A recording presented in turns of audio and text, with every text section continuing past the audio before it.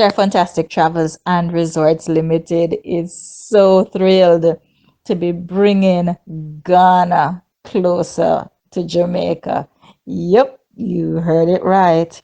We will be departing the 24th of May all the way through to June 1. We will be in Accra, Ghana. Save the date. This is your opportunity to fly direct, one cost, air, transfers, hotels, meals, accommodation, and absolute fun day and night tours throughout Accra, Ghana. Oh my goodness, this is awesome, epic, wonderful. Are we ready to go to Africa? Let's talk more action. Africa, here we come. The Sweet Life Travel Podcast has chosen to divert a little bit and incorporate the podcast from a friend, a mentor of mine. Oh, I grew up listening to him on the airways in Jamaica, and then, much to my delight, he was my voice and speech coach at Hedonism too back in the early 1990s. So, for those of you who think I have a radio voice, I owe it all to the man, Gerry Daniel. And this morning, he will share his devotional exercise as well as sweet music. It just gets better when you combine the sweetness of Sheri with the wonder of Gerry. It's just all good. Take a listen. March 15, Witness Protection. Let me ask you something. Do you have a favorite psalm? I know some people who scoff at the psalms, because they see them like the cotton candy of the scripture. So some nice short things and they're not as deep. Maybe it's the poetry. Perhaps it's the feel-good reputation or the pointed and pithy proclamations, often without detailed explanation. But that too is part of the plan. There are times when you need a good psalm. On the other hand, some of the psalms are embraced for purposes of incantation towards a desired end. Take Psalm 91, for instance. Enshrouded in mysticism, it's often used to mount a spiritual defense against enemies, both real and imagined, like a Obiag gathering, but better, but infinitely better. For that reason, up to recently, a couple of days ago, I have given it a wide berth. It never helped that most frequently I heard it used to just throw it after people, and I thought, let me just check out some of the lesser known parts of the Bible and see what I can unearth and how it applies to me. Yet this morning I took another look and boom, long overdue insight. Psalm 91:1. Whoever dwells in the shelter of the Most High will rest in the shadow of the Almighty. His shadow shelters us. I will say of the Lord, He is my refuge and my fortress, my God in whom I trust. Now I'm seeing it like a call to enter the most reliable and airtight witness protection program ever conceived and executed in the history of the world. You never see it so? Maybe not. But seriously, let me say it again. Whoever dwells in the shelter of the Most High will rest in the shadow of the Almighty. I will say of the Lord, He is my refuge, my fortress, my God in whom I trust. It's really like witness protection. When we testify about our experiences in the service to the Lord, we become suddenly exposed. We become lightning rods for the dark forces of the world. Their whole game is to steal our joy, to still our voices, to Satan and his household of horrors, embracing the ways of light and bearing testimony to a better way of living, ostensibly. Well, that places us plumb, right smack dab in the crosshairs. The crosshairs when people in a spy movie and they line up the shot. Yeah, the crosshairs of his flaming arrows. Because in good old Jamaican parlance, infam of the dead. Ever notice how we seem to attract no ends of opposition when we actively share our faith? Exactly. Surely you must have noticed that walking straight and flying right expose us to toxic levels of bad mind because it unleashes great discomfort in those who feel condemned by our pursuit of righteousness. Not all righteousness, not one of us righteous, but some of us pursue righteousness relentlessly. That's the thing. They will even conspire to entrap us, to draw we out, and then say, "I am going like my Christian," just to prove a point. And sometimes they do earn the point because we are caught napping and we don't do what God would have us do. But it shouldn't bring any shame to God's name that we have not lived up to our part of the bargain.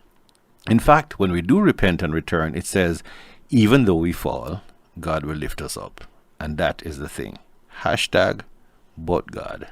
Sometimes we shame with mother, but God. Disappoint with father, but God. Psalm 91:3. Surely he will save you from the fowler's snare and from the deadly pestilence.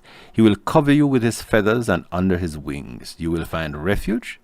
His faithfulness will be your shield and rampart. You will not fear the terror of the night, nor the arrows that fly by day, nor the pestilence that stalks in the darkness, nor the plague that destroys at midday. Ooh, let me come up for air. All what David write up there so. As a matter of fact, I just learned that the psalm is believed to have been written by Moses and incorporated into the compilation of psalms by David. How cool is that? I also learned that it's referred to in many cultures as the soldier's psalm, and often inscribed on military bandanas worn in battle. Did you know that? Me never know neither, but you live and you learn. Even as war rages on the outside in those instances, there's obviously no magic to the text itself on the cloth. The essence must be inhaled, internalized, and become like oxygen. The true danger, as always, is within. We must resist the temptation of the very thought that we can do this on our own and in our own strength. No informant of the state security forces just hang out in the streets without protection. In fact, they have to often physically come out from among them. In our case, it's a spiritual separation. We must consciously live in a place of different standards and expectations than the world's. We have to be bubble wrapped from head to toe in prayer and fasting and true worship. As Paul counseled the Corinthian church, we have to be like the oil floating in water, separate even in the same container. 2 Corinthians 6:17. Therefore, come out from them and be separate, says the Lord. Touch no unclean thing, and I will receive you. And I will be father to you, and you will be my sons and daughters, says the Lord Almighty. To me, it sounds just like Psalm 91:1. And it says, whoever dwells in the shelter of the Most High will rest in the shadow of the Almighty. That's rerun. Or as one from the good old King James Version says, he that dwelleth in the secret place of the Most High shall abide under the shadow of the Almighty. Same thing. One a little more poetic, but the core remains. So for many of us, that secret place is prayer, constant communication with God to keep the fuel flowing, to power us through the most perilous or even punishing times. It's the virtual dwelling in that special secret place, like an undisclosed location in the physical witness protection program. That's what delivers the security. Psalm 91:7 says, 1,000 may fall at your side, 10,000 at your right hand, but it will not come near you. You will only observe with your eyes and see the punishment of the wicked. If you say, the Lord is my refuge, and you make the Most High your dwelling, no harm will overtake you, no disaster will come near your tent. For he will command his angels concerning you to guard you in all your ways. What a grace, what blessedness. Now the cry in this old hymn I once thought to be boring and dull has new meaning. It makes me want to approach Rock of Ages and beg a Latin through that crack. Yes, now I sing it with greater earnestness. Rock of Ages, cleft for me. You know, I thought about that for many years before realizing cleft as in fold, like a cleft in your chin, so the rock folds, so you can go into that nice, comfortable, open space. Let me hide myself in thee. And all we thought of was this dragging thing that old people sing. But when we think of it as being a comfortable kind of place to hide, where the rock just opens up, creates a cleft, and then you're engulfed and sheltered, then it means something a lot more than just a song which seems to drag on. Well, When caught up in the daily grind today, let me not forget the password that will allow the rock to cleft for me and let me into the secret place of protection under the shadow of the Almighty. The password is my life, articulated clearly and openly without fear or favor. I must demonstrate my love for God as a living witness to the power of agape love. Psalm 91:14. Because he loves me, says the Lord, I will rescue him. I will protect him, for he acknowledges my name. He will call on me and I will answer him. I'll be with him in trouble. I will deliver him and honor him. With long life, I will satisfy him and show him my salvation. Only the witness qualifies for full protection under this program. So the question is asked and answered in the old favorite spiritual, who'll be a witness for my Lord? Oh, I'll be a witness for my Lord. What about you? Here's my hope. You'll be a witness for my Lord. You'll be a witness for my Lord. Soul is a witness for my Lord. Wow. Let's live up and act out the love this week, securing the protection that covers the risk of walking a road less traveled. Ready to be witnesses for my Lord? Well, let's rock the spiritual for a second day in a row. We had a spiritual yesterday. Let's do one again. But this one, more up-tempo, and you'll probably be surprised about the origins of the singers. It's from the UNAI chorale in Indonesia. That's right, Indonesia. We tend to associate them with other religions. But it's the same good old spiritual. Who'll be a witness for the Lord? Sing it now. I'm sure you'll enjoy. Enough love and bear blessing. It's your brother Gerry with a G. Next time. Who'll be a witness for my Lord? Who'll be a witness for my Lord? Who'll be a witness for my Lord? Who will be a witness for my Lord? Oh, who'll be a witness for my Lord? Who'll be a witness for my Lord? Who'll be a witness for my Lord? Who will be a witness for my Lord?